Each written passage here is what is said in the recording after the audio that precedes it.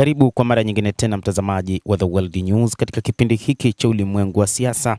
Mimi ni Adam Hussein.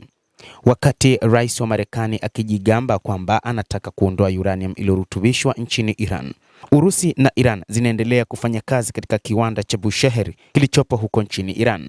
Kiwanda pekee cha nishati ya nyuklia cha Iran kinachofanya kazi huko Bushehr kinaendelea kufanya kazi kwa kawaida licha ya ripoti za mabadilishano ambazo rais wa Marekani Donald Trump anataka kuondoa uranium iliyorutubishwa katika kiwanda hicho pamoja na viwanda vingine. Alexei Likhachev, mkurugenzi mtendaji wa shirika la nyuklia la serikali ya Urusi Rosatom, anasema wafanyakazi wa Urusi hawajaona shambulizi lolote karibu na mtambo huo katika siku za hivi karibuni na hali huko bado ni tulivu, Likhachev alisema katika mahojiano na gazeti la ushirika la Strana Rosatom lililochapishwa mnamo Ijumaa ya wiki iliyopita.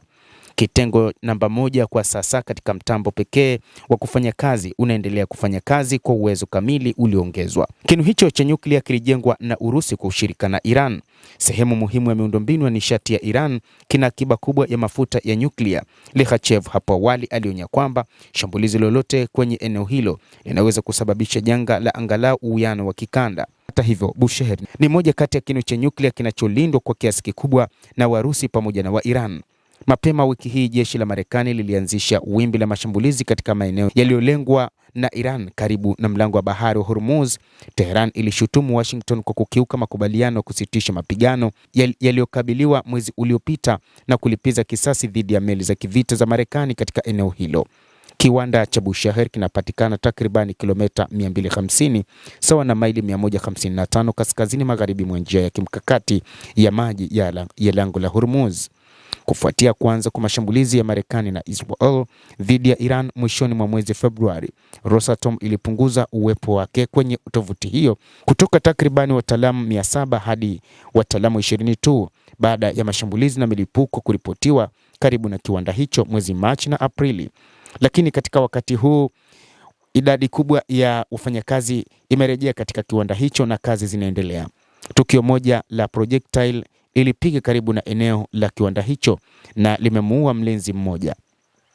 Mkuu wa Rosatom alisema kampuni hiyo iko tayari kupeleka tena wafanyakazi wake kwa haraka nchini Iran mara tu itakaposhawishika kuwa hakuna hatari tena ya kuongezeka kwa jeshi na kutishia usalama wa wafanyakazi. Lakini hadi wakati huku ni idadi kadhaa ya wafanyakazi iliyoongezwa na kazi zinaendelea katika kinu hicho cha nyuklia cha Bushehr.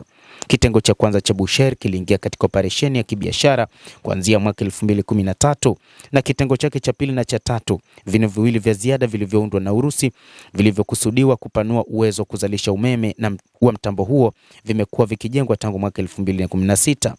Likhachev alisema kazi kwenye tovuti hiyo inaanza tena hatua kwa hatua na karibu wakandarasi 2200 wa Iran wanarudi kulenga zaidi uimarishaji na kazi madhubuti kwenye kinu hicho cha nyuklia katika kitengo chake cha pili ambacho bado hakijakamilika ujenzi. Kiwanda cha nyuklia cha Bushehr kinazalisha umeme kwa gridi ya taifa ya Iran. Mradi huo ulianzishwa katikati ya miaka 1970 na kampuni ya Ujerumani Magharibi, lakini ukasitishwa kufuatia mapinduzi ya Kiislamu mnamo mwaka 1980 na kufufuliwa na Rosatom katika miaka 1990.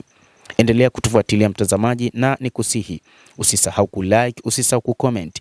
Kadhalika usisahau kusubscribe channel yetu hii ili upate habari hizi kwa mapana kupitia The World News.